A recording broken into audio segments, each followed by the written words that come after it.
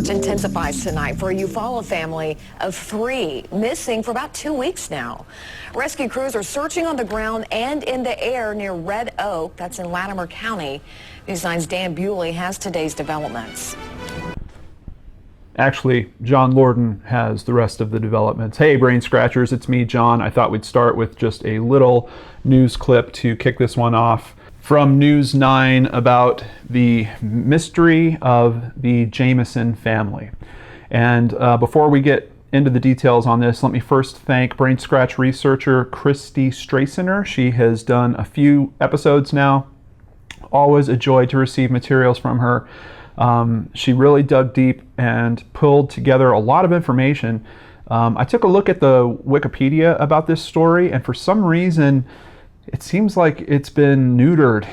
The story is extremely light there, and a bunch of the links don't work. So we're going to do things a bit different for this episode of Brain Scratch. We're going to lean on Christy's research a bit more than we usually do and review that in depth. So with all that being said, let's jump over to her information and get started.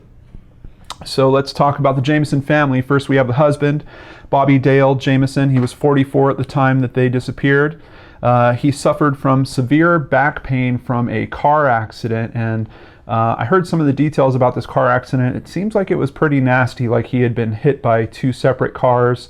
Apparently, he was just racked with pain throughout his body. He was using medication regularly to try to cope with that. I believe he was also collecting some form of unemployment insurance or Social Security or something of that nature. His wife, also the mother of the daughter, Madison, her name is Sherilyn Leanne Jameson. She was 40 when they went missing, and unfortunately, his wife suffered from severe depression.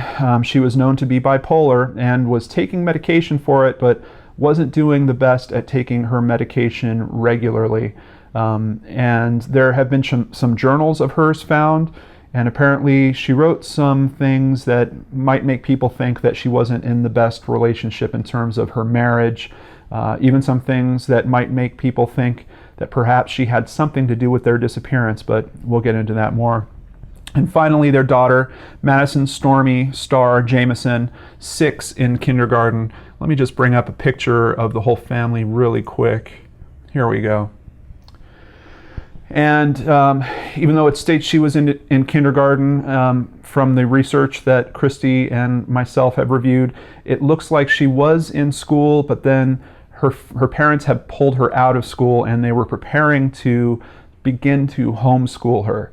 Essentially, they were looking to move from the house that they were in to a place out in the woods, kind of away from it all. So that's where this story starts. Let's continue. They disappeared on October 8th, 2009. The Jameson family lived on a lakefront property in Eufaula, Oklahoma. The couple liked to live a reclusive life and had recently taken their daughter out of school in order to start homeschooling her. Their plan was to buy 40 acres just outside of Red Oak, Oklahoma, in the Sands Boys Mountains, which is about 30 miles from their home, and live in a large converted shipping container they had purchased and kept on their property in Eufaula. When friends and family had not heard from the Jamesons for 8 days, the local sheriff's office was called and search efforts began. Although the truck was found locked on a road heading down the mountain, the family was not.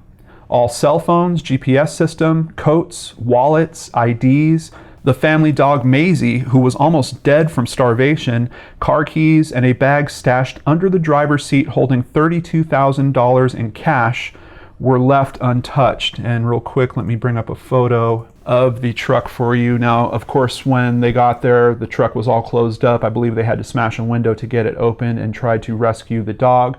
Maisie did survive, and from the news footage I've seen, I believe that she is now living with Bobby's mother, and it appears to be still alive as of news footage that I've seen from just a few years ago. So I know a lot of people, especially on the Reddit threads about this, were concerned about Maisie's fate.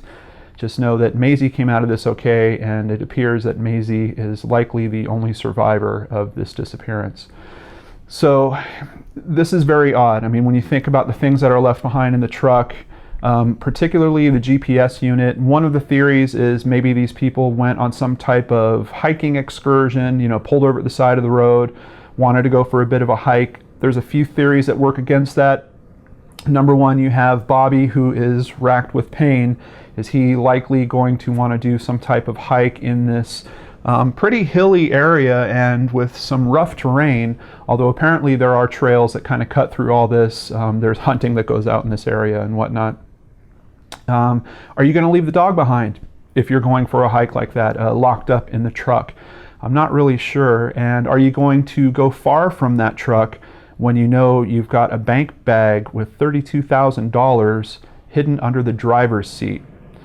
Even if you are going to do all that, are you going to go without your cell phone?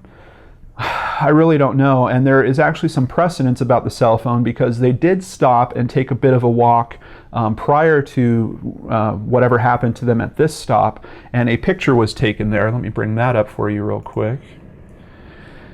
This is a picture of the daughter, Madison, and some people are suspicious about this picture. They think that it was not taken by a family member. As you can see, she's kind of looking off screen.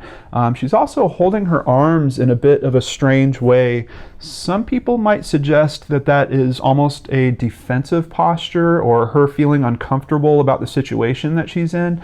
Other people seem to suggest that she was prompted to do this. Someone was telling her to basically act like you're happy to take this photo.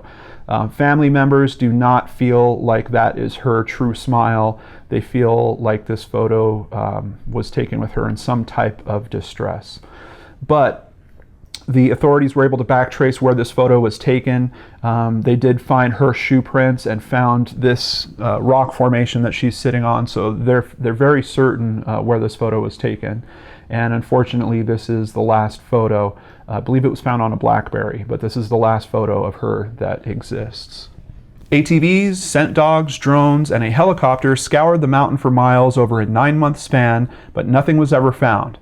It wasn't until 4 years after their disappearance that the family was found by hunters. Yes, unfortunately, the remains of the family were found by hunters, and we're going to take a look at an article that specifies some of those details in a little bit. With only partial skeletons and very little personal possessions found at the scene, a cause of death could not be determined. So let's take a look at the timeline. We have October 8th is when they decided to go look at 2 specific properties in the mountains. Security footage taken by the family's home security systems show that Sherilyn and Bobby took a very long time to pack their truck for the trip. I don't think any footage is available online. However, I did manage to find a screen grab of it. One of the things that the local authorities was stating, he actually had some psychologists take a look at this footage, and it seems very strange because the family is taking like 20 trips to load the truck each. And in some cases, they're carrying the same objects that they just took to the truck back out of the truck and back into the home. And while all of this is going on, no one is talking to each other. Now, this led the authorities to believe that potentially some type of drug is being used at this location. And unfortunately, the police, I guess they have a meth problem in this area, so they really focused on the thought that these people were using meth. I don't know a whole lot about that drug, but I'm not sure from what I understand about it that would necessarily put them in a state where they're going to do something and not be talking to each other. I've never really heard that about meth before. If you guys have more information on that being a pattern of behavior for a methamphetamine addict, please let me know, but that's kind of the first time I've heard of that. And it's a little strange to me because I've seen interviews by 2 different people that are kind of heading up the investigation. One that did at the time and he has since retired, and then a new one that has kind of taken over. And the new one still kind of alludes to the fact that he thinks that they were meth addicts. And I think them finding the money in the truck is part of that rationale. However, they did not find any meth in the house. They did not find any meth in the truck.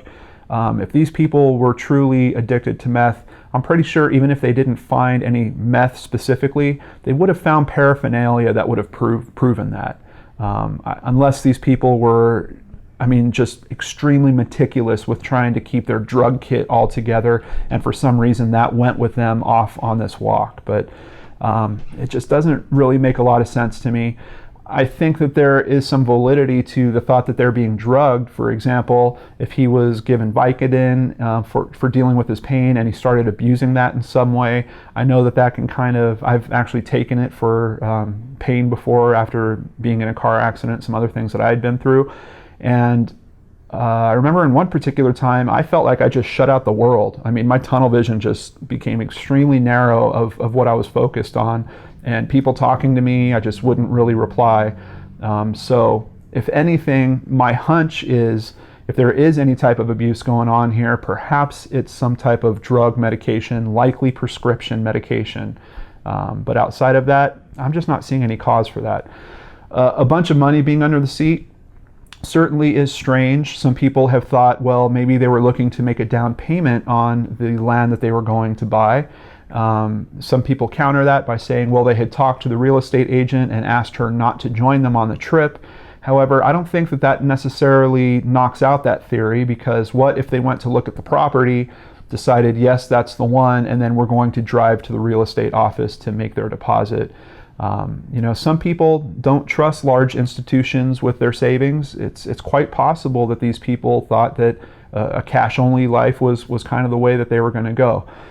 I really don't find it's extremely interesting, but I don't know that the money being under the seat has anything to do with their disappearance specifically, especially because it was still under the seat. And not only that, their wallets were found in pretty easy to get to places, and all the cash was still in those. So any thoughts that this was some type of, you know, backwoods robbery or something like that don't really hold up very well, at least from my perspective. What else is also interesting about that security footage is they also changed clothes more than once. No one knows why. And during this time, a brown briefcase or satchel was loaded into the truck. The item was not found with the other possessions, and no one knows what was in it. After this, the family makes their way to Red Oak, Oklahoma. There was also an abandoned truck that sat on the oil well flat just below the property. The truck had been tagged with graffiti matching some that Sherilyn had painted on the shipping container they kept at their lakefront property. Okay, now here's where we get into some interesting things about Sherilyn. It seems like over the course of her dealing with her depression and her bipolar disorder, she became comfortable with the thought that if she let other people think she was a witch, they would leave her alone.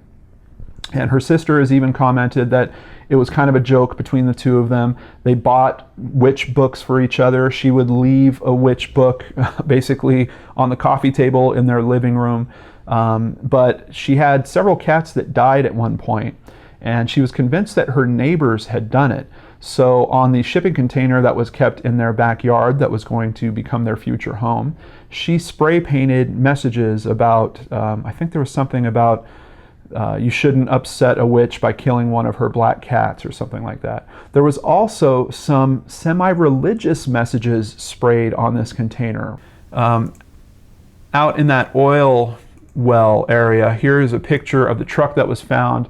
And not only did the font appear to match her spray painting, but it also had some semi-religious messages that were painted all over it. So authorities are relatively certain that Sherilyn actually tagged this truck. So they went officially missing, at least in terms of their family realizing it, somewhere around October 8th. However, according to their family, it was normal for them to disappear for a few days at a time. When we get to October 16th, 17th, the family was officially reported missing and search efforts began.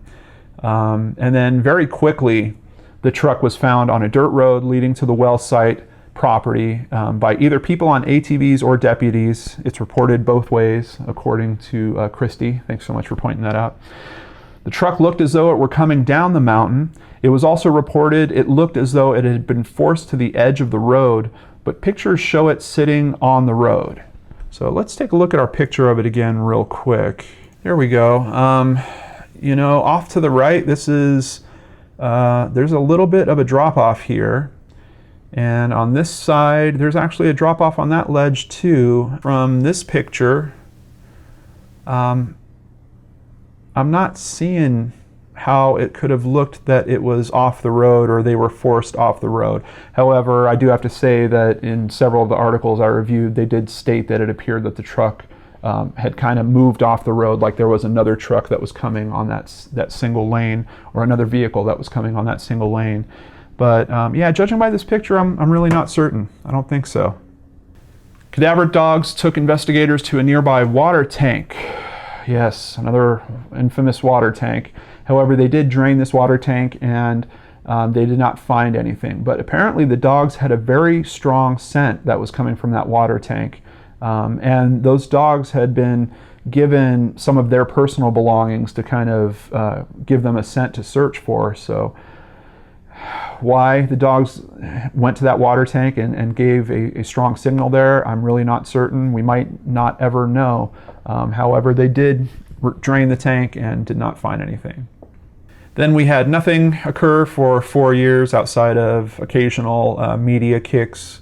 But then November 15th and 16th, 2013, the suspected remains are found. Let's jump real quick to some information about how they were found. Fast forward 4 years and a family is out there to do some deer hunting. I rolled it over with my foot and saw the eye sockets, Graham said. I called to Sherry and I said I found a human skull. She came up and sure enough it was a human skull. She took a step and found a femur bone. I glanced to my right and said, Sherry, there's another one. Let's get the hell out of here. Graham carried his nephew as they headed toward camp. My wife took down the hill first and yelled, I found another one, Graham said. They thought they were in Haskell County and so called the Haskell County Sheriff's Office first. The skeletons were about 75 yards off the road, Graham said. When officers arrived, they discovered the skeletons were in Latimer County and so had to wait for lawmen from that jurisdiction. It was about midnight before Graham and his family were allowed to go home. Graham says he's not sure why they weren't found. They were pretty close to some trails. He felt like there was a trail that he was walking on that led him directly to these bones. So he doesn't know why the search and rescue efforts failed. This was approximately only about 3 miles, a little less than 3 miles away from where the truck was. However, if you look into the information about the initial search that went on, it was very tough terrain. It was October. It started getting wet there. They had trouble with vehicles getting stuck and having to pull them out of mud and vehicles sliding around. So I'm not sure how easily accessible this particular spot was, but he's kind of surprised that he was the first to find them. July 3rd, 2014, positive identification by the Oklahoma medical examiner. No cause of death could be determined.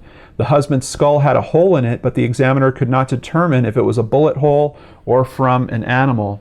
Something else that was in that article, the guy that found the skull, Graham, doesn't believe that the hole is from an animal. He's pretty sure it's too big. They apparently told him on the scene they thought that it could potentially be from an animal, and he wasn't quite buying it from the start. An incident report released by the sheriff's office, which includes GPS coordinates, shows the bodies were found in an extremely remote area about 9 miles south of Kinta or 3 miles from their truck. There are no paved roads for miles around, although there are dirt roads. The area is densely wooded. The report shows that the hunter scouting for deer found 3 human skulls. A further search of the area also turned up shoes, quote, bits of clothing and other bones and bone fragments. Now, one of the theories that was kicked around when this family was missing was, is this potentially a murder-suicide situation? Is this something where maybe the husband took his family out for a walk, shot them, and shot himself? Apparently, the wife did own a .22 that still has not been found. There's even some theory, because of the mental problems that his wife was facing, that perhaps she put this suicide murder together. And in one of her journal entries, she even stated that she didn't want her daughter to be raised in foster care because her father was in jail over attempted murder and her mother was dead. So it's a very strange thing to find that in writing, and all of a sudden this family goes missing. The gun is still missing. However, They did not find the gun with these remains. So if this was some type of suicide or murder-suicide situation, it's extremely likely that the gun would be with the bodies, and that doesn't seem to be the case. Now, I guess you could theorize the bodies might not be at the location where it happened. Perhaps the bone were moved by animals and whatnot, but they're finding shoes, they're finding bits of clothing. I figure they're pretty close to that location. I'm not sure how much they searched, but I'm sure they searched that area pretty thoroughly to try to find more remains. However, nothing has ever turned up about that pistol, so just another odd piece of this story. So now we're going to take a look at potential suspects and other culprits. Drugs. There's a popular theory the Jamesons were involved in drugs and drug dealing. Several people interviewed said that Bobby and Sherilyn did meth. Even the police department themselves admit they believe that the pair were high on meth when they disappeared, but police found no evidence of this in their home or in the truck. Investigators cited the large amount of cash found, their emaciated appearance, and the apparent strange behavior exhibited by Bobby and Sherilyn shortly before they went missing. I looked at a lot of photos of this family, and I can say the husband does appear to be very, very lean. I don't know that he is meth skinny, but the wife, I am not seeing any pictures of her that would make me think that she was a heavy meth user. So I don't know that I really agree with that. And once again, if these people are dealers, they're going to have paraphernalia. They're going to have scales. They're going to have bags. There's going to be other signs if that is really the case. And at least from the information that has been released publicly and that I've reviewed, they did not find anything along those lines. So I really have trouble buying the meth theory, at least related to the two of them being dealers of some kind. It just doesn't feel right for me. Total bipolar break. This is one that comes up quite frequently in these cases. Sherilyn had some tragedy in her family. Her sister died just 2 years before the family disappeared. She had a noted history of having battled this disorder, and she was armed. So is there some likelihood of that, even though they haven't found the gun with the bodies? I think there has to be, we have to keep it in the considered box. The gun might be out there somewhere. It just might have not been found yet. I'm really not certain. I guess there's also a theory that, you could have someone kill the other people with the gun and then chuck the gun for some reason and kill themselves some other way, or stay out with the bodies in the elements until eventually they succumb to the elements or something of that nature. So, the gun being by the bodies is also not a perfect theory for me in terms of that respect. And here's an interesting one. Mexican drug cartel on orders from Bobby's father. I actually have an article we're going to look at real quick on that. This is from newsok.com. Jameson family was threatened by relative before vanishing, records show. Less than 6 months before they vanished, the Jameson family was threatened with violence by one of their closest relatives, a petition for a protective order filed by Bobby Jameson reveals. In the petition, Bobby Jameson claimed his own father threatened to kill him and his family on at least 2 occasions in November 2008 and late in April 2009. Family goes missing in October 2009, and actually that father dies a few months later. So apparently he did have some type of connections in terms of criminal activity. I don't know that he's directly connected to the Mexican cartel per se, but he might have been the type to know people that could do something of this nature. What strikes me odd about it is they would have to be followed, I would think, for if this was a hit. And wouldn't you notice that you were being followed when you're driving out in that type of area? I find it a little tough to buy the theory that this was a hit of some kind. Along those lines, people think that maybe they just bumped into something out there that they weren't supposed to see. I think there's some potential for that consideration as well. Also worth noting, the ex-wife, I believe ex-wife of Bobby's father, was so scared of her husband that she got a security system installed at her house. And not only that, but she's the one that actually had the security system installed at Bobby's house, the same one that got the footage of them as they were packing their truck. So apparently this was a pretty scary guy. Here's a different theory of the townspeople. Sherilyn liked to let people believe that she was a witch. She was interested in witches. We both were. Years before we bought matching witches' Bibles, we put them on our coffee tables as a bit of a joke. That's what the police found. So is it potentially someone from the neighborhood that thought she really was a witch, was buying this for some reason, or maybe even a group of them and they get together to do something about this? Once again, it leads back to that theory for me that they would have to follow these people as they're going out to look at land out in the middle of nowhere, and wouldn't they notice that they were being followed? I don't know. It gives me a little trouble. Accidental death. This is the simplest explanation, but doesn't hold up under speculation. Bobby could hardly get around due to chronic back pain, so why would they want to go on a hike? Even if forced, it would be hard for him to do it. Outside of that, if there was an accidental death, why would all three bodies be found at the same spot? I would assume that perhaps one of them would have been injured and maybe died.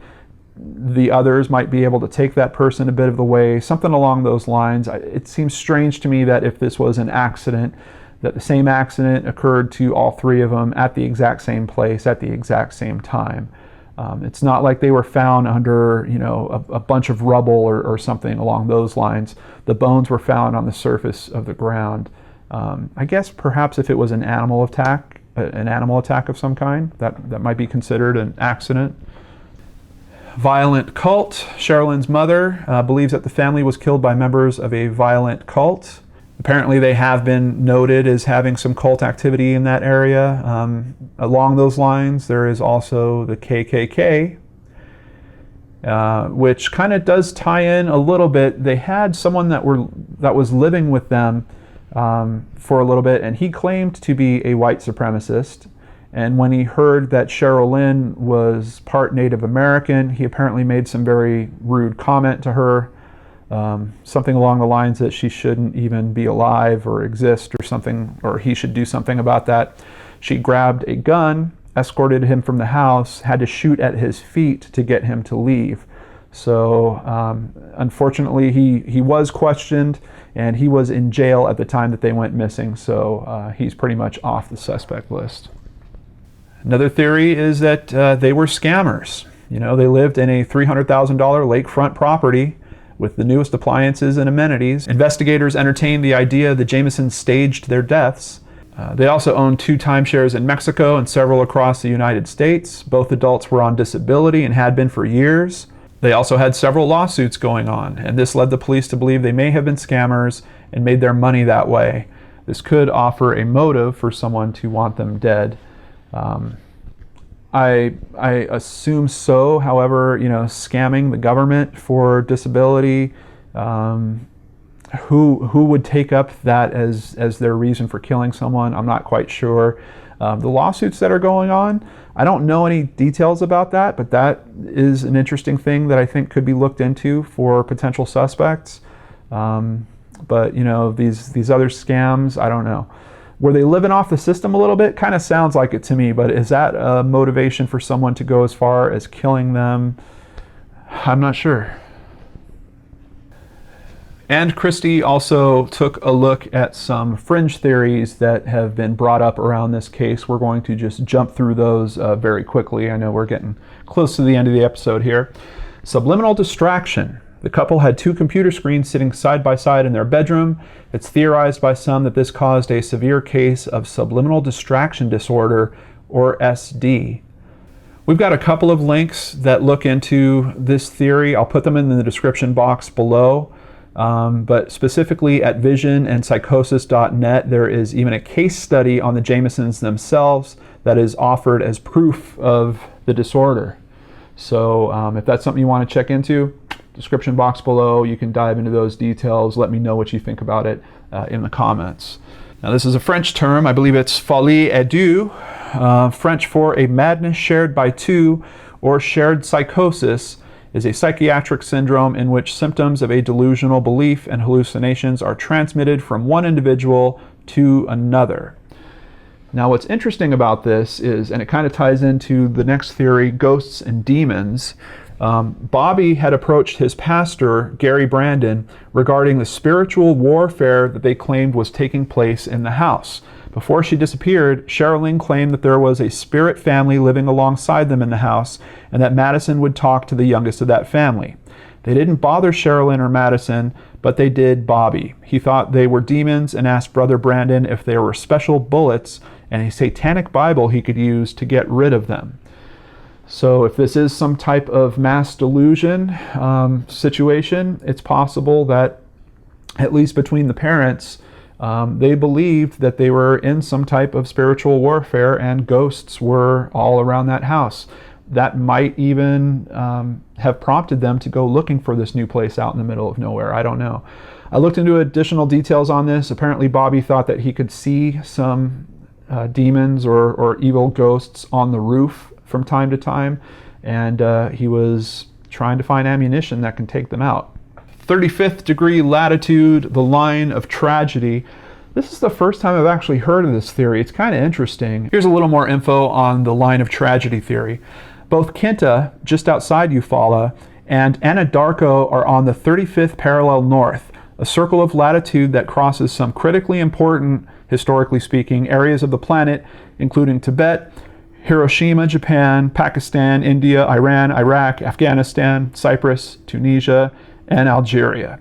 An online mystic seer and predictor named Solog has called the 35th parallel a, quote, line of tragedy, and points to events like the Alfred P. Murray Federal Building in Oklahoma City as an example.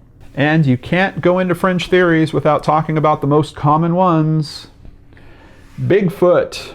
That's right. Apparently David Paulides, who I've listened to on several interviews. I have not read his Missing 411 books, and I know a lot of you are suggesting I do that. I'm just kind of waiting for a trip or the right time to take that on.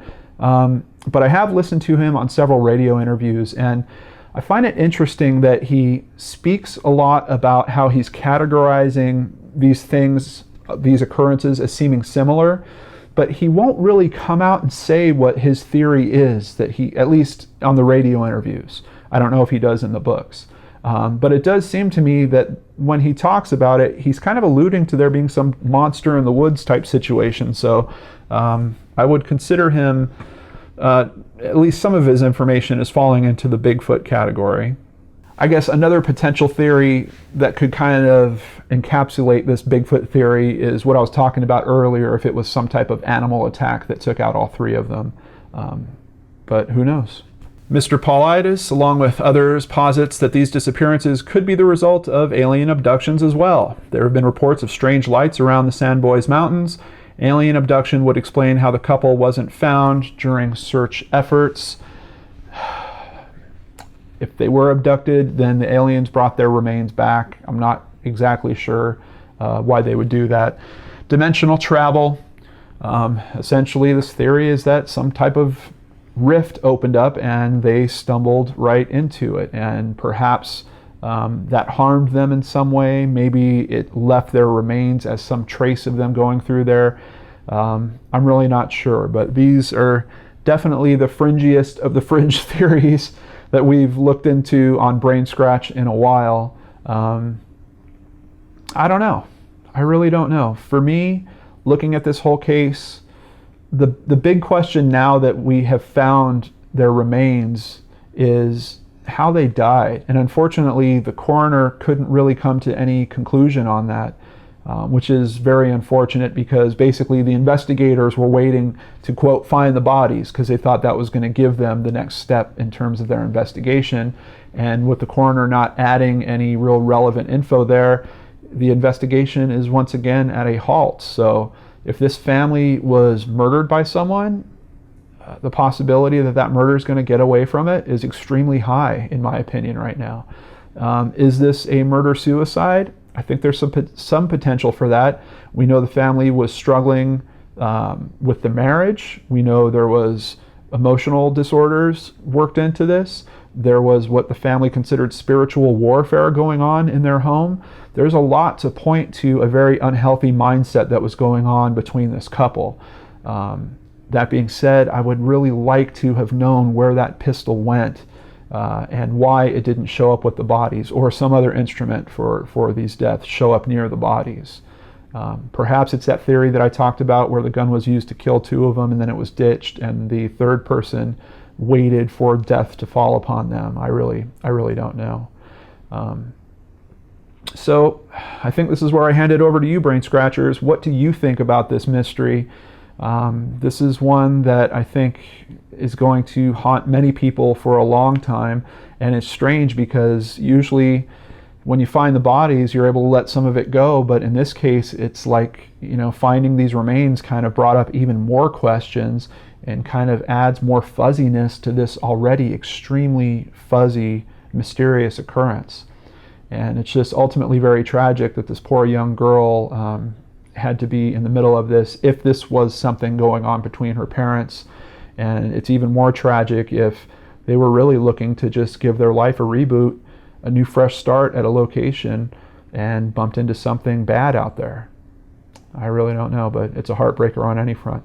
So let me know what you think in the comments below, and if you find additional research, please include some links for us so we can all check it out. I really appreciate you joining me for this episode of Brain Scratch. Thank you so much. Next week we're coming up on our 100th episode of Brain Scratch. Isn't that crazy? I think I'm going to do a special edition of Johnny Vlogs. Maybe I'll take a look at some of the subjects and do some updates or something like that. That does include Searchlight as well. But still, 100 episodes, I'm very proud of it, and none of it would have occurred without the interest of all of you. So thank you so much for being out there. I hope you have a great weekend. Thank you, everyone. Take care and stay safe. I'll see you again next week.